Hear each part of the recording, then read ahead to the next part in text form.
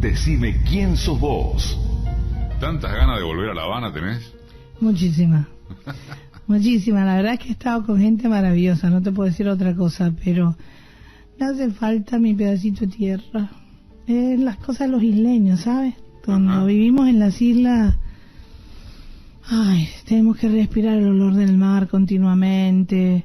Además la gente tiene como, bueno, también vengo de otra sociedad, es la verdad, ¿no? Claro. Y la gente tiene una alegría de vivir extraordinaria y uno lo necesita. Necesitas ver en la calle a la gente haciendo algo, moviéndose.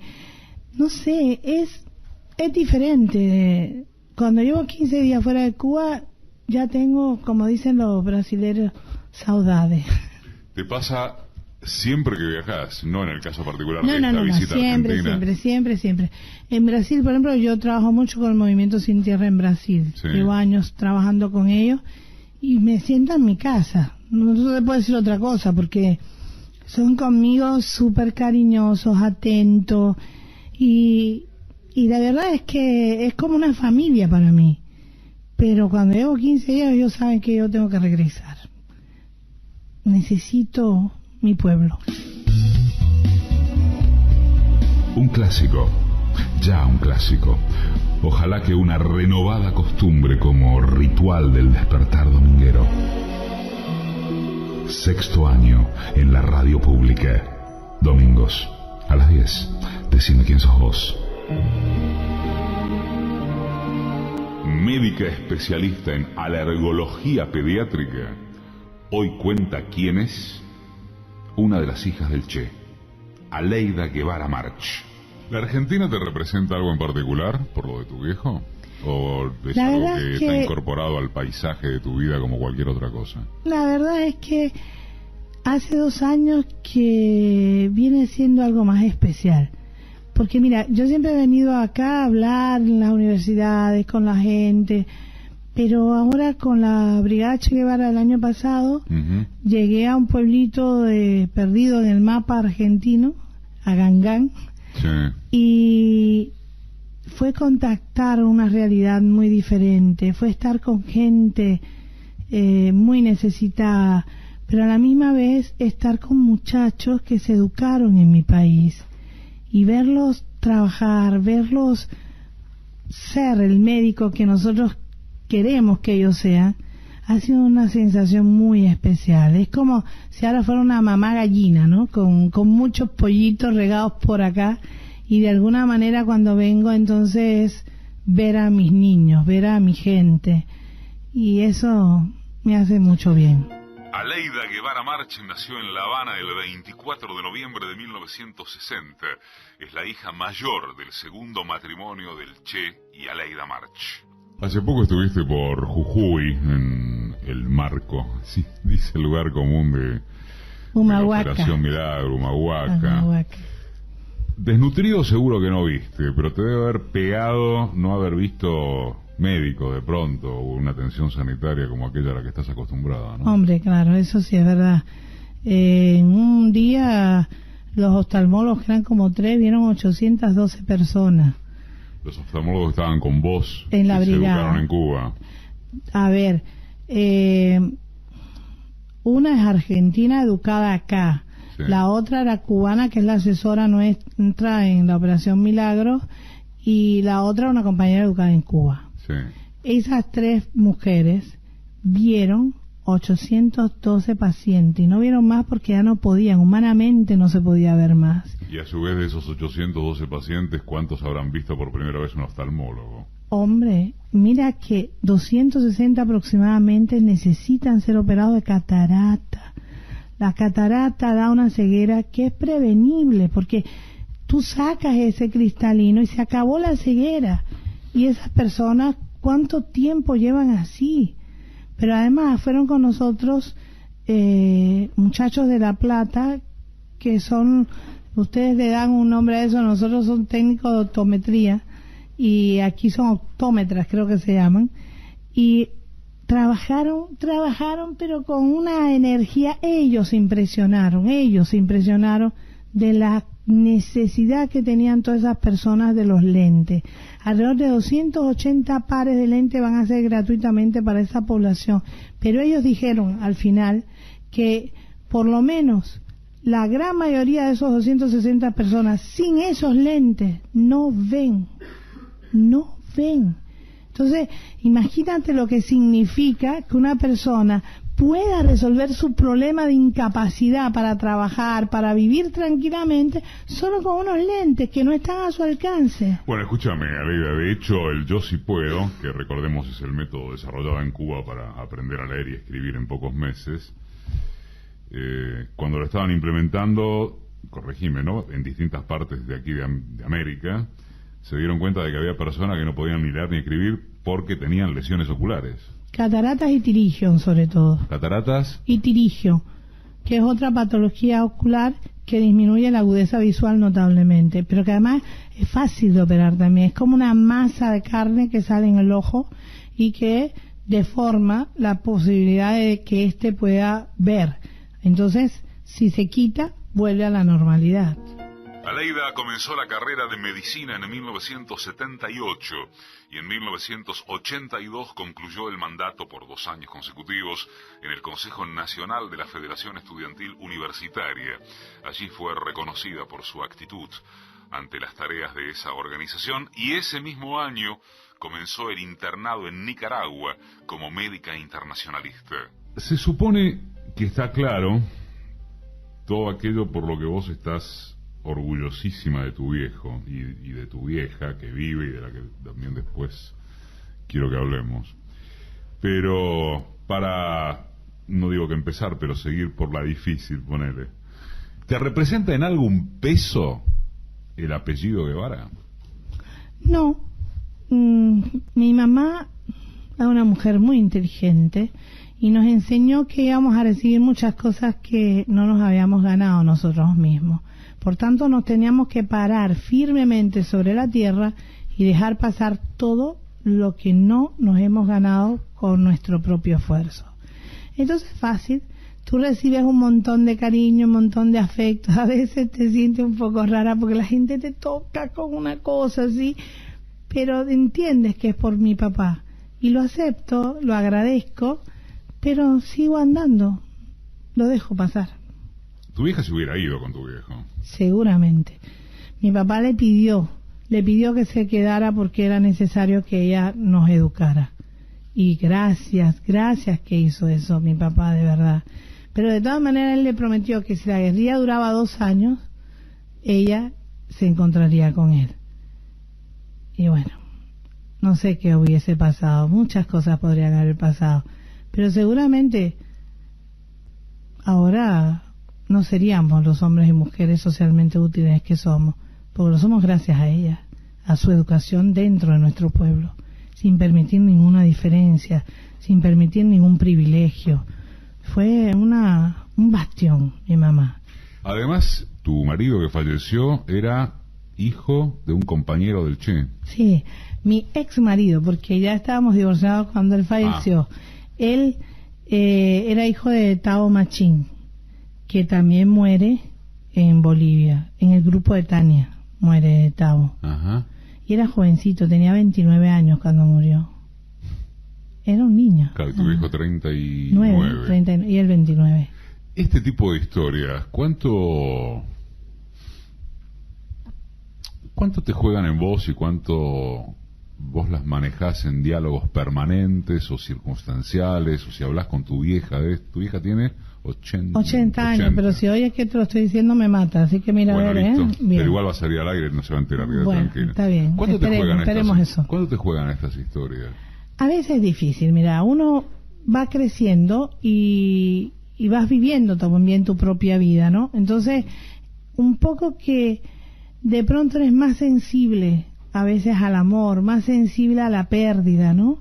Y esas cosas, bueno, hay momentos que te cobran factura en ese sentido. Por otra parte, yo trato de no hablar mucho de estos temas, porque si se repiten mucho, también pierden la magia, ¿no? Se banalizan incluso. Sí, pierden la cosa hermosa de podérselo contar un día a mis nietos, ¿no? que todavía no tengo. Tengo 2 muchachas enormes ya, pero todavía no tengo nietos. Y bueno, hay veces que sí, que hablamos de esa historia de amor. A mí me encanta de todas maneras, pero yo soy una gran lectora romántica. A mí me gustan mucho las novelas románticas buenas, bien escritas, es decir, que cuenten realidades sociales, no tonterías. Pero el amor siempre me gusta sentirlo, ¿no? Y cuando leí la historia de mi mamá, Evocación, el libro Evocación, uy, fue tremendo para mí, fue un regalo maravilloso. Ella no los debía, ella lo dice, porque mi mamá es de origen campesino, y sabes que los campesinos son muy cuidadosos en su intimidad, y mi mamá lo era así. Yo no tengo una imagen de mi mamá y mi papá, por ejemplo, dándose un beso, no tengo esa imagen. Porque no jamás, tenés esa imagen. No, porque jamás la pude tener porque no lo hicieron delante de mí nunca, ¿no? Si mi mamá en eso era así. Pero hay fotos hermosísimas en que mi mamá está como si acabara de hacer el amor, así toda relajada y debajo de él sosteniéndolo, y él está con su brazo, medio hombro encima de ella, porque es suya también. Es una cosa lindísima lo que hace esa foto para mí. Es una cosa que me hace sentir que soy el fruto de un verdadero amor. 6º año en la radio pública. El Facebook es Decime quién sos vos oficial. ¿Alguna vez creo que hablaste de otra foto de la que recordás así como flash? La mano del Che, ¿no? Posada sí, sobre... pero no foto. ¿No es foto? No, es imagen. Esa es imagen. Es quizás la única que me queda exacta de ese momento, porque todas las demás hay otras personas dentro de la historia. Hay otras personas que han ayudado a conformar la imagen, pero esta no, porque ni siquiera yo creo que mi mamá se acordaba mucho de esto, de que yo estaba en ese momento ahí. Tengo 4 años y medio, más o menos, y ella está parada en su cuarto con el bebé, que es Ernesto, mi hermano más pequeño, apoyado en su hombro. La cabecita está sobre su hombro. Recuerdo hasta la bata que tenía puesta mi mamá, era azul y bordada en el pecho aquí en blanco. El niño está ahí recostado y mi papá está detrás, vestido de militar, y está tocando la cabeza del niño con una ternura. Fíjate si es así, que yo lo recuerdo como si lo estuviera viendo ahora mismo. Si yo te lo cuento, y esa imagen viene inmediatamente a mi mente. Es la única que yo tengo prácticamente completa de ellos dos así. Y hay una gran ternura en ese momento. A mí me impresionó. Vos siempre aclaraste, ya que estamos en este aspecto, que lo que tenés son flashes de tu viejo por obvias razones de que eras muy chiquita. El último flash que tenés, no el más fuerte, que es el que acabas de contar, es el del Che despidiéndose pero ya disfrazado. Sí. Esa es la última vez que él nos vio a nosotros, porque yo no sabía que era mi papá. Así que él nos vio, pero hasta muchos años después yo no supe que el viejo Ramón era mi papá. Y fue una noche espectacular. Es la anécdota del vino, ¿no? Sí, la del vino. Él tomaba el vino tinto puro. Mi mamá le advirtió que él lo tomaba con agua, ¿no? Y entonces mi mamá le advirtió que yo sabía esos gustos. Por tanto, él esa noche lo sirve puro el vino. Y yo me levanto como un resorte y le digo, ¿ves? Tú no eres amigo de mi papá nada. Porque mi papá se toma el vino tinto con agua y así es como es rico. Y fui y le eché agua al vino de papi.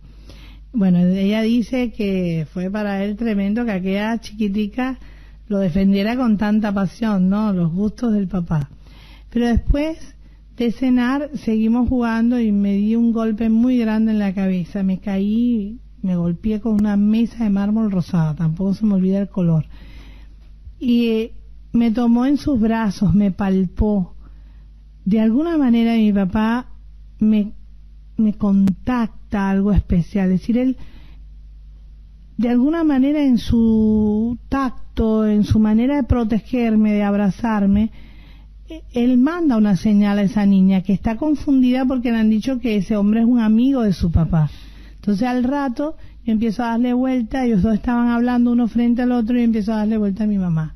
y mamá, yo quiero decir un secretico, y mamá, te tengo que decir un secretico, y ella decía, no, los niños no dicen secretos, mi mamá siempre ha sido una mujer muy educada. Y yo dale, hasta que mi papá parece que le hace señas que o me deja decir el dichoso secreto o no lo voy a dejar hablar. Entonces ella dice, bueno, a ver, ¿qué cosa me tienes que decir? Y claro, ella sabía que los secretos de una niña de 5 años eran a plena voz. Y dije, mamá, yo pienso que este hombre está enamorado de mí. Claro, porque yo estaba confundida en ese sentido, pero algo raro había pasado, porque este hombre me había tratado de una manera muy especial. Si yo sentí que me amaba, lo que no sabía era por qué. Y llegué a la conclusión lógica de mi sexo, ¿no? Decir, este hombre está enamorado de mí. Y fue muy simpático en ese momento, pero a él, dice mami, que se le aguaron hasta los ojos, porque él quería explicarme por qué yo había sentido ese amor, ¿no? Pero no podía hacerlo. Entonces, ese fue el último momento. Y después lo recuerda en su diario. Todos los días en www.decimequiensosvos.com.ar. Aleida Guevara March, hija del Che Guevara, médica, especialista en alergología pediátrica. Decime quién sos vos. Cuando empezaste a sufrir su ausencia conscientemente, llamémosle, ¿fue en la adolescencia tuya? Sí, fíjate que mi mamá logra que nosotros sintiéramos a mi papá presente prácticamente todo el tiempo. No sé explicarte lo que ella hacía, porque ella ni siquiera lo mencionaba mucho, fíjate, ¿no? No lo mencionaba mucho. No, y sobre todo cuando papi muere, ella como que muere en vida también. Mi mamá, los domingos, los fines de semana, mi abuela protestaba, la mamá de ella protestaba porque nosotros 4 amanecíamos en la cama de mi mamá. Ajá. Y mi abuela peleaba y decía, parece una puerca echada, un chancho echada, ¿no? Porque ella se acostaba en la cama y como nosotros éramos 4, si nos acostábamos a lo largo, solo 2 la tocaban. Entonces lo que hacíamos era que las cabecitas se las poníamos a los lados y así los 4 la podíamos tocar. Claro, parecía una puerca. Ajá. Con los puerquitos, ¿no? Así. Ajá. Y mi abuela peleaba mucho por eso. Y jugábamos hasta los almohadazos y todo. Yo recuerdo esas cosas así. Y después que mi papá muere, mi mamá no volvió a sonreír. Mi mamá reía carcajada limpia y no volvió a sonreír. Nos daba un beso en la noche porque era lo único que podía hacer de buenas noches. Pero ya, se acabó mi mamá. Fueron años que se perdió, que dejó de existir. Fue muy duro. Fue como si ella tuviera que encerrar en un dique todo el sentimiento para poder seguir viviendo. Cuando tú lees el libro de vocación te das cuenta de lo que te estoy diciendo. Es muy fuerte el amor que yo sentía. Hasta que mi papá llega un momento a pedirle ayuda. Le pide ayuda a mi mamá para poder seguir en la lucha. Es decir, que ella tiene que ser fuerte para que él pueda continuar. Era un amor de verdad especial. ¿Cuándo, si se puede saber, cuándo se registra ese pedido de ayuda? ¿Cuándo pasa? ¿Cuándo ocurre? En una carta. Está en una carta cuando ellos se separan ya en África, que sí. Ella regresa a Cuba. Al rato él le escribe una carta, porque ella parece que le había escrito una carta diciéndole que quería estar con él o que quería irse con él. Eso no y entonces él le dice a Leida, ayúdame a continuar el camino. Es fantástico, es una cosa preciosa. Y ella lo ayudó. Eso es estando él en el Congo. Ya saliendo del Congo. Lo que pasa es que para él el Congo fue una experiencia dramática, ¿no? Él lo cuenta. Fue muy difícil, muy difícil. Imagínate que los latinos... Que nada que ver. Claro, los jefes latinos están acostumbrados a ir al frente del combate. Si no, no eres respetado por tu gente. Sin embargo, los angolanos y los africanos en general, muchas veces los jefes están detrás. Y eso es normal, eso es natural. En el Congo pasaba. Y él no podía aceptar eso, pero tampoco podía romper una tradición, porque entonces ¿qué estaba pasando? Estaba demostrando que que no era correcto lo que hacían los jefes congoleses. No podía desmoralizar a la tropa, no podía cambiar sus actitudes en ese sentido. Entonces, mi papá muchas veces tenía que quedarse un poco a la retaguardia, y eso le costaba años de vida, porque él no podía hacerlo, no estaba en su temperamento.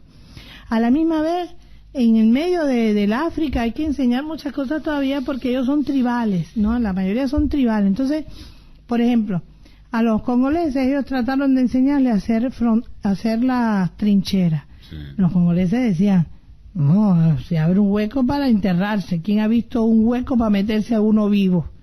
Eso no era normal para ellos. Pero además los cubanos iban al combate, los congoleses no aparecían. Entonces los cubanos empezaban a decir, se están cobardes, que no era eso, es que estaban esperando a su chamán, a su brujo, porque él le daba una porción mágica para ir a la guerra. Claro, la porción mágica podía servir o no. No podía servir por 3 cosas, por ejemplo. Si el chamán o el brujo no era bueno, la porción no sería muy buena, no te protegía bien. Si tú tienes miedo en la guerra, no hay porción mágica que te proteja. Y si estuviste con una mujer el día anterior, perdiste tus fuerzas, ya no te protege la porción mágica. Es decir, eran cosas extraordinarias que ellos fueron aprendiendo. Pero mi papá pensaba que los cubanos iban a cubanizar a los congoleses, el grupo cubano que iba a enseñarles. No, porque los cubanos también tenemos esas raíces culturales. Nosotros somos afro-latinoamericanos, y resulta que los congoleses los congolizaron a los cubanos también.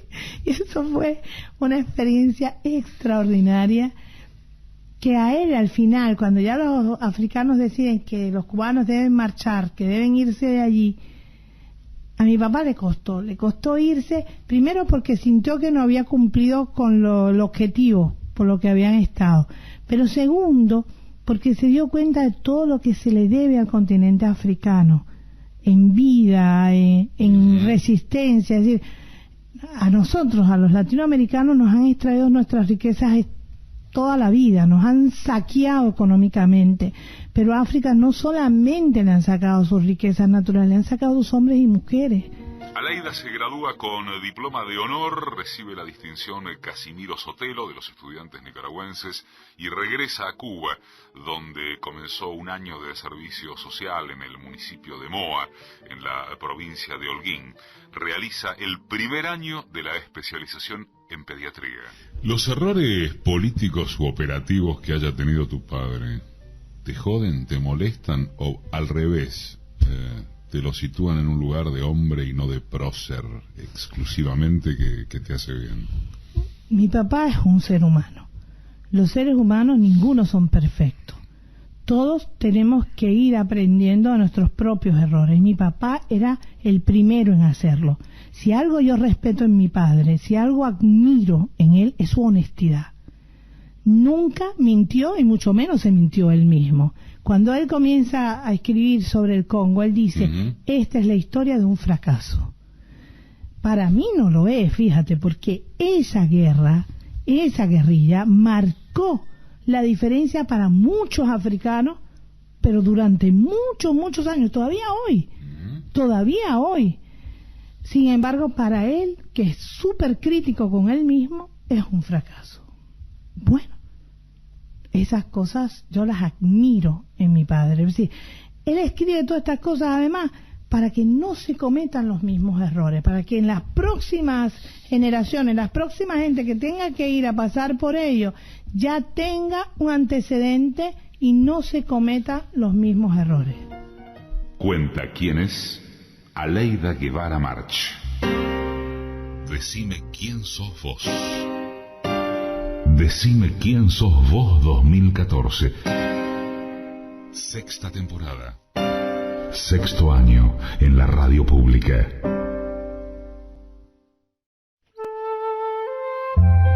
¿Quién le dijo que yo era risa siempre, nunca llanto, como si fuera la primavera? No soy tanto. Guillén, decime quién sos vos. Médica especialista en alergología pediátrica, Hoy cuenta quién es una de las hijas del Che, Aleida Guevara March. ¿Cómo sobrellevas tu escuela secundaria, tu enseñanza media, que es donde coincide que empezás, por un lado, a sufrir la ausencia de tu padre y por otro, a ser, imagino, con tus compañeros y compañeras del aula, con los docentes, con los profesores, la hija del Che? No, en Cuba eso fue bastante bueno para mí, de verdad. Te digo que mi mamá desde el primer momento advierte siempre: son personas normales, son niños o jóvenes cubanos. Ni me los pueden tratar mejor, ni me los pueden tratar peor. Porque había esa tendencia, es decir, como éramos los hijos del Che, pues podía haber un grupo de gente que decía: pobrecito, vamos a protegerlos porque no tienen su papá cerca, pobrecitos los niños.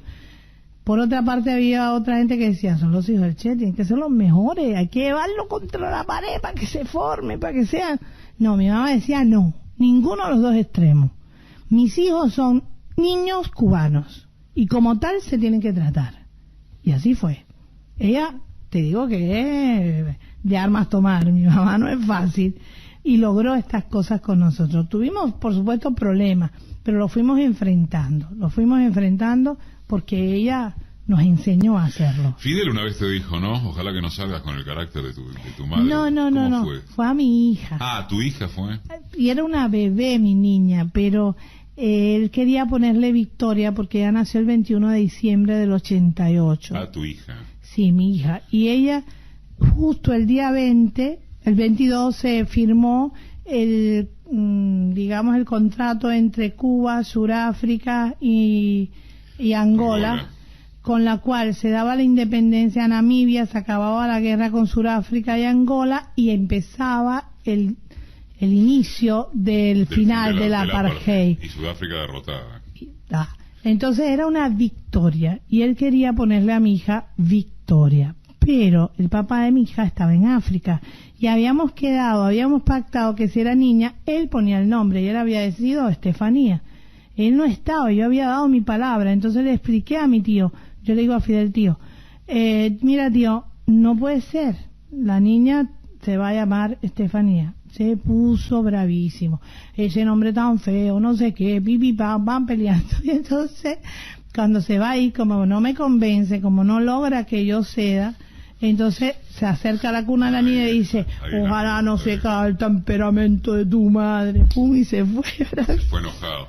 Sí, se fue bravo conmigo. En 1983, la hija del Che viaja a la República Popular de Angola en misión como médica pediatra y trabaja en el hospital Josina Machel, donde recibe certificado por ser miembro de la Brigada Modelo y un reconocimiento por la actitud ante el combate contra la epidemia de cólera. Ya que lo mencionamos, los rumores ciertos o no de las peleas de Ernesto con Fidel, ¿en algún momento te molestaron?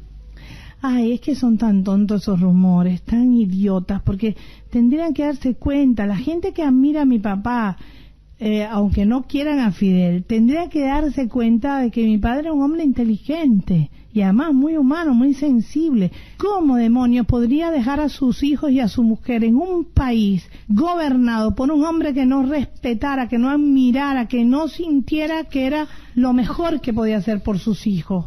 ¿Entiende eso? Sí. Ahí empieza ya a sonar tonto todas las demás cosas. Una vez yo expliqué, mira, cuando la gente muere, como nosotros tenemos mucha educación católica, casi no se toca, si son angelitos casi, aunque hayan sido medios diablos, pero son angelitos. Pero la persona que está viva, no, a esa se le golpea durísimo.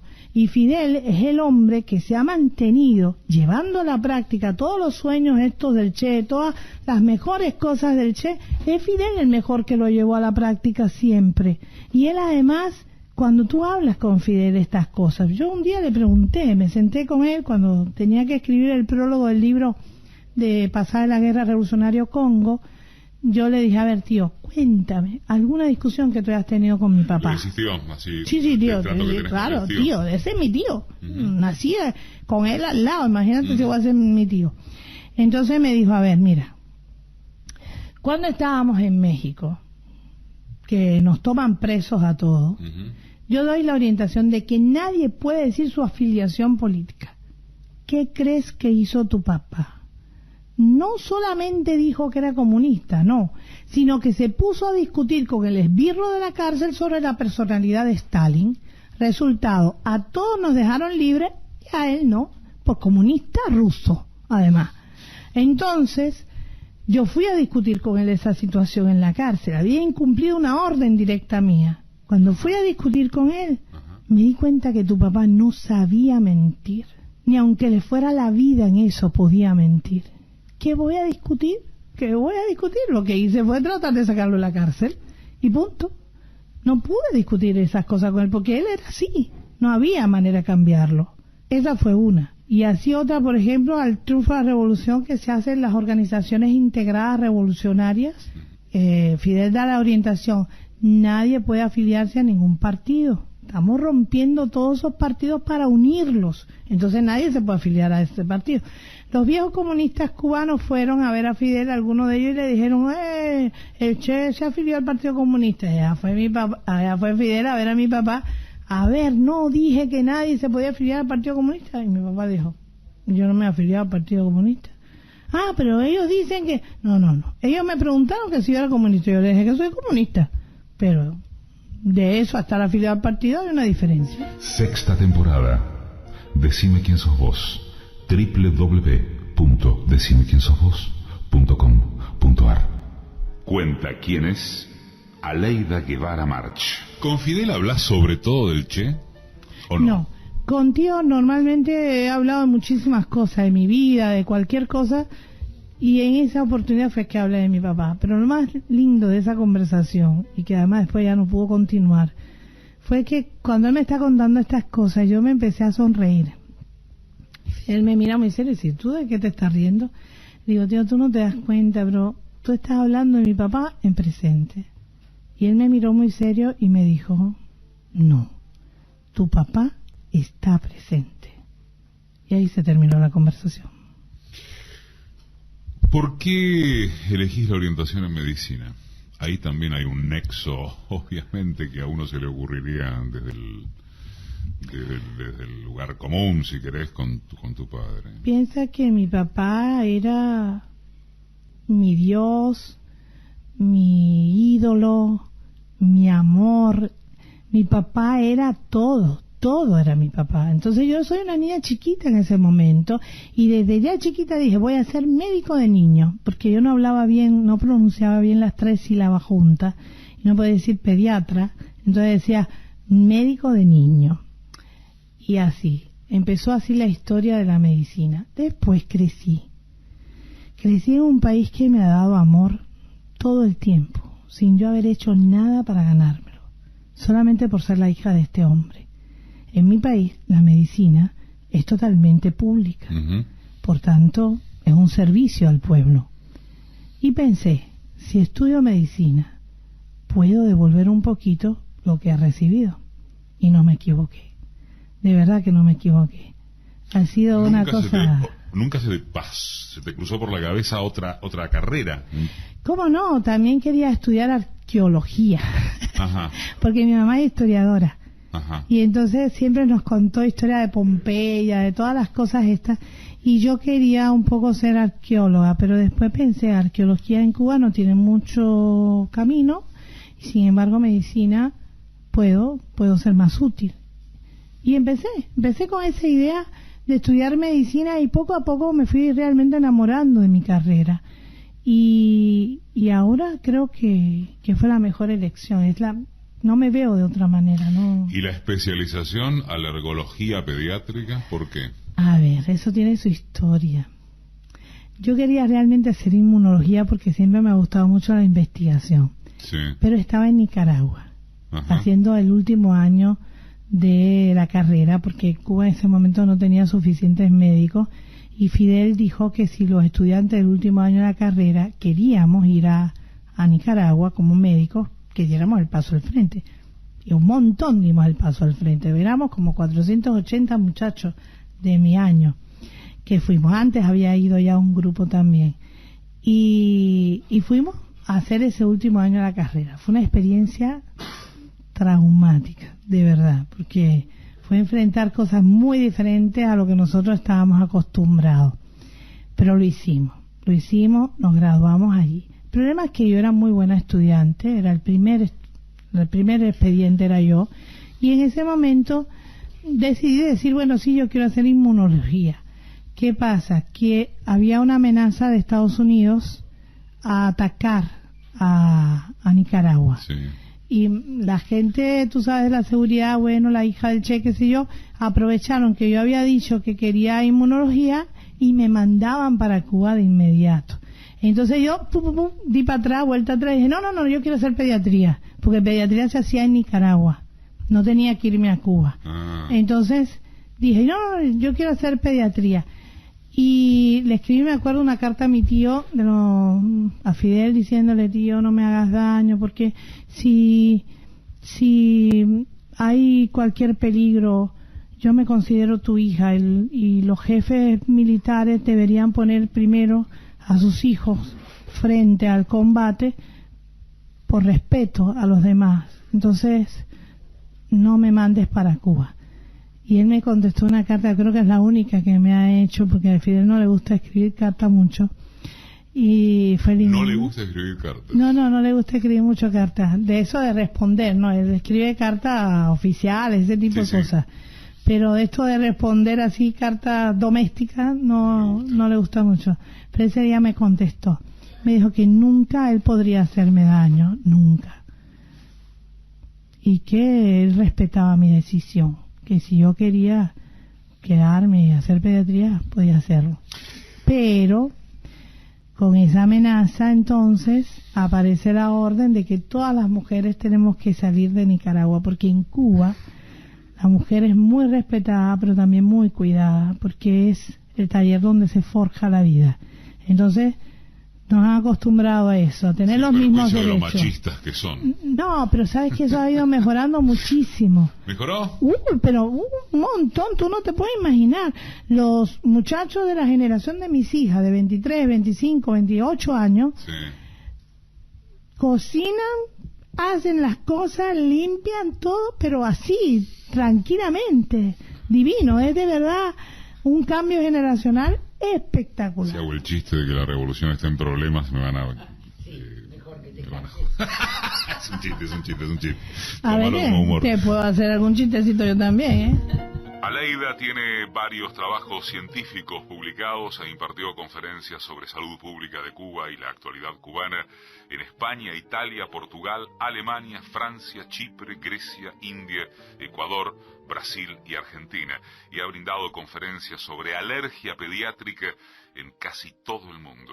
Hablando de hijos, ¿cómo te llevas con ser hija de una generación para la cual los hijos no eran prioridad?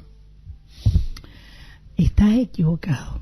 Esa generación también tenía prioridad por sus hijos, si no, no hubieran ido a combatir a otra parte del mundo, porque ellos no fueron a combatir en otro planeta, combatieron en este para hacer un mundo más justo para todos nosotros. Estoy de acuerdo, pero me refería a lo estrictamente sentimental, filial, ¿entendés? Si es necesario dejar a los hijos. El problema es que los verdaderos revolucionarios saben de dónde está su deber, no de dónde se vive mejor. Y eso es lo que hacen los verdaderos hombres y mujeres de nuestra generación y de la que le toque. Ir al lugar. Ahora mismo, ¿sabes cuántos cubanos están fuera de sus hogares trabajando como médicos en otras partes del mundo? ¿Sabes lo que significa irte y dejar a tu hijo? A veces un adolescente que va a dar serios problemas. Hay miles de anécdotas en ese sentido y seguimos haciéndolo porque es necesario para otros pueblos, para otra gente. Entonces, ¿qué hacemos? ¿Esperar que venga alguien de no sé dónde a hacer realidad tus sueños o intentar hacerlos tú? Me imagino que estarás conteste y sapiente de que respecto de eso lo que se dice es que aprovechan para irse. Sabes que el enemigo Pero esa es, claro, esa es la tontería más grande del siglo porque algunos se van, yo no digo que no, en 10.000 médicos que se vayan, qué sé yo, 110, 115, se pueden ir. No es un trauma para nosotros. Claro, nos duele en el sentido de que los pobres después no sabemos ni qué van a hacer, ¿no?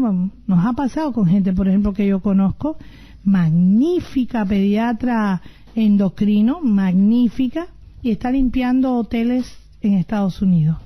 Entonces, es lo que te digo, es una cuestión que, bueno, si quieres irte, vete, mijo, no hay problema con eso, pero ¿tú quieres transformar la sociedad? ¿Tú quieres hacer un mundo mejor? ¿Dónde lo vas a hacer?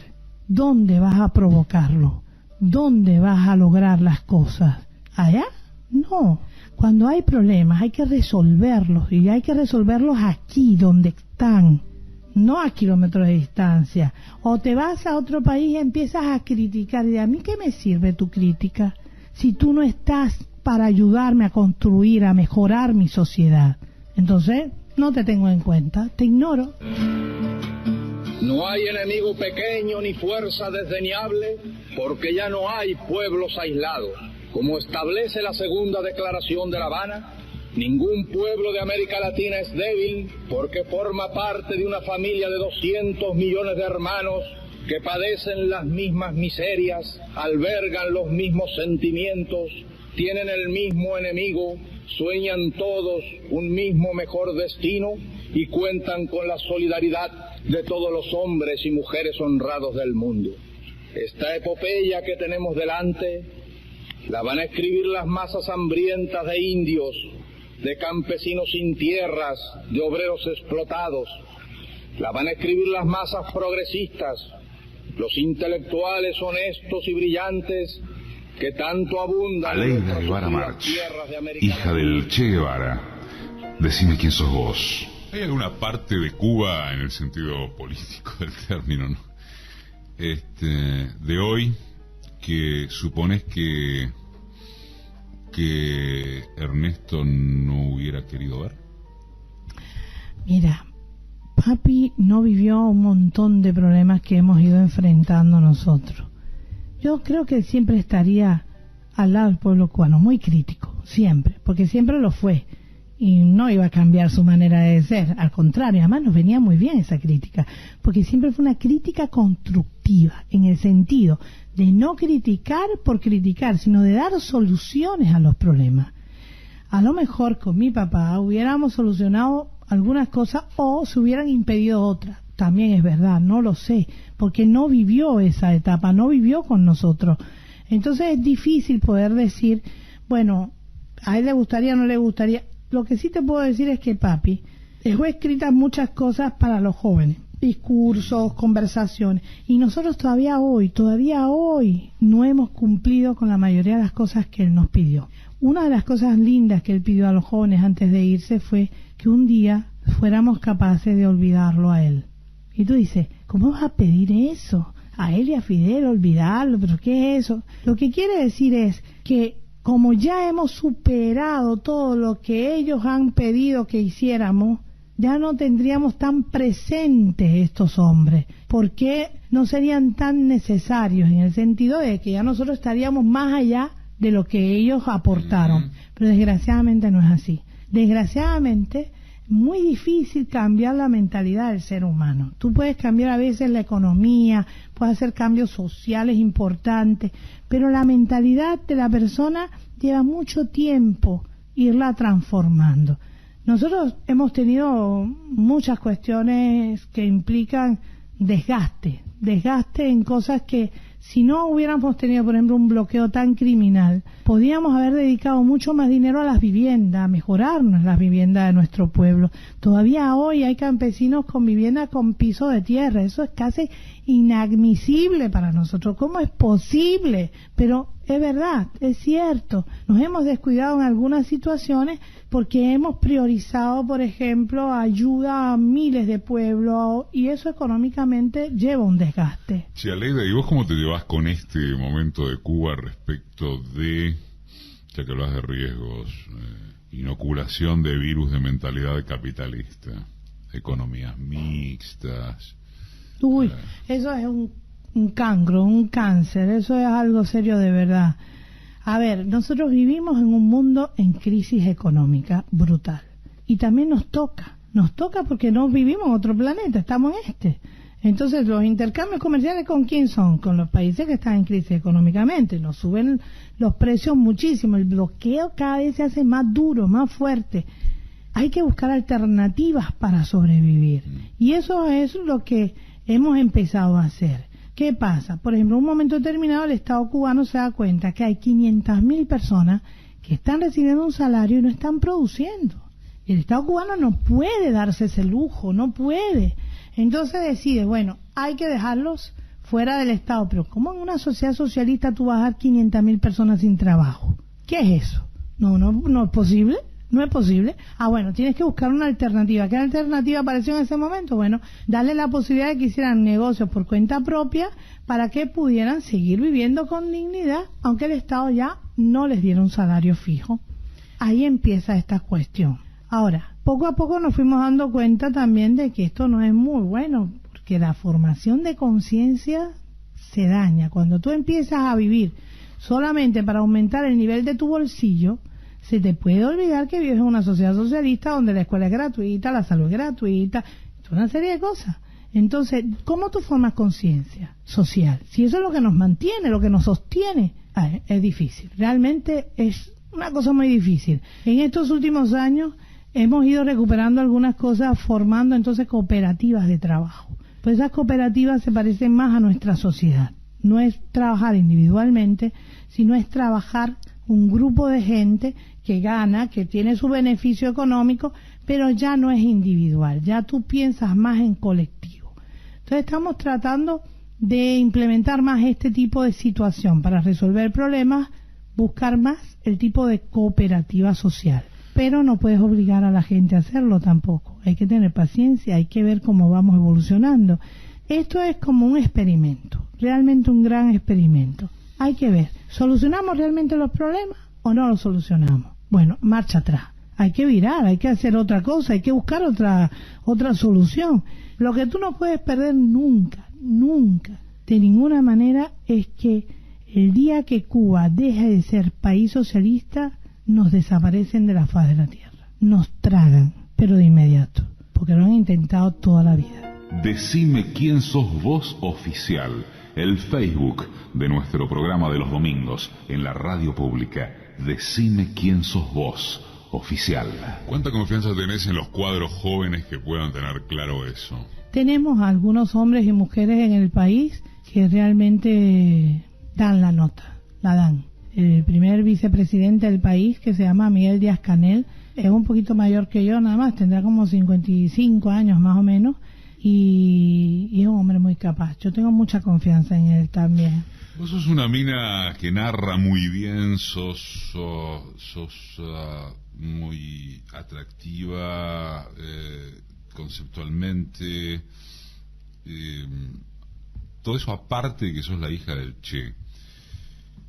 Quizás cuando viajás en tus recorridas, digo por el caso de la Argentina por lo menos, no sé en el resto de América, pero no estás tanto en los medios. Incluso a partir de lo de la Operación Milagro, esta cosa formidable que se está haciendo, no estás mucho en los medios. Me pregunto, y deberías estar, le haces muy bien a Cuba, digo. ¿Sos vos que eres capaz a estar en los medios? ¿No te gusta? Más allá de la que pueda ser lógica en el sentido de...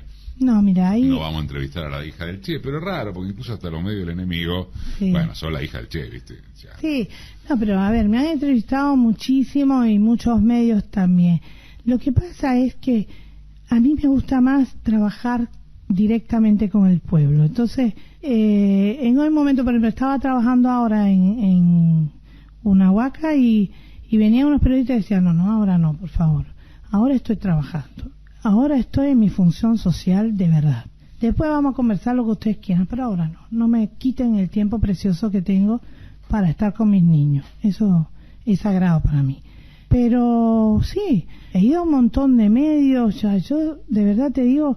Pero vos tenés la impresión de que estás muy entrevistada, digamos. Sí, para mí es demasiado te digo. Yo peleo a veces con Silvia, que es la que tiene la responsabilidad esta de la prensa, y que yo le digo, Silvia, ni una más por tu madre, ni una más, porque de verdad que, no sé, tú dices las cosas, y no me canso de decirlas, yo no me canso de decirlas porque además las siento, no estoy inventando nada, estoy diciendo las cosas por las cuales estoy convencida y por las cuales vivo. Pero la cosa es también con quién hablas y para qué hablas, porque hay personas que te desgastas diciéndole las cosas, le entra por un oído y le sale por otro, y eso es perder miserablemente el tiempo. Yo digo, mira, una primera cuestión pido es que cuando me entrevisten sean gente que no sean papagayos, que no repitan como papagayos lo que dicen las transnacionales, porque no me gusta, no los respeto como profesionales. Entonces, ¿para qué voy a discutir o hablar con ellos algo? No vale la pena. Después, me gusta mucho cuando alguien me entrevista y podemos sacarle fruto a la entrevista porque realmente le interesa lo que está preguntando y está tratando de ver cómo veo yo las situaciones o cómo las pienso, pero soy yo la que lo estoy diciendo. No como alguien un día me dijo, pero usted responde a los intereses de su país. Y digo, maldad fuera que fuera a responder a los intereses de Estados Unidos, ¿no? Maldad fuera. Entonces, te das cuenta que ese tipo de cosas me ha pasado muchas veces. Cuando voy a Europa, por ejemplo, detesto los periodistas. Hay uno o dos, fíjate, uno o dos a los cuales respeto. Pero la mayoría son unos malditos papagayos, repitiendo noticias. Digo, si ustedes son españoles, si ustedes, por ejemplo, nos tienen que conocer más que los gringos, son muchos más años, nos dieron su propia identidad en muchas situaciones, entonces, ¿cómo van a repetir lo que dicen los gringos en vez de averiguar la noticia? ¿Entiendes? Eso es faltarse respeto como profesional. Decime quién sos vos, Aleida. Soy médico alergóloga pediatra, cubana, pero también me siento muy bien trabajando en América Latina. La verdad es que prefiero trabajar acá que en cualquier otra parte del mundo, aunque también he estado en África y también siento un compromiso especial allí. Claro, cuando estoy en Sudáfrica y me miro al espejo, me dan ganas de darme golpe, porque como soy tan blanca, digo, si me miro mucho, este país, aquí en Sudáfrica, me voy a coger odio, así que mejor no vengo mucho. Pero bueno, ese tipo de cosas me pueden pasar. En Asia es más difícil trabajar. En Asia voy más a conocer y hablar. En Japón me encanta el pueblo japonés, es una cosa para mí espectacular, muy interesante su cultura. Y así, cosas que voy aprendiendo, voy mirando y me voy convirtiendo poco a poco en alguien que puede, como tú dices, narrar aventuras, porque me han pasado tantas cosas en esos viajes que me complace mucho compartirlas, porque además he conocido gente maravillosa. Yo digo que eso es un privilegio. Cuando tú tienes ese privilegio tienes que compartirlo con los demás, ¿no? Y bueno, eso intento. Aleida Guevara March. Edición y concepto sonoro, Mariano Randazzo. Asistencia de producción, Laura Fernández. Diseño de página web, Oscar Flores. Producción general, Roxana Russo. Conducción, Eduardo Aliberti. Todos los domingos, a las 10, por la radio pública. Decime quién sos vos.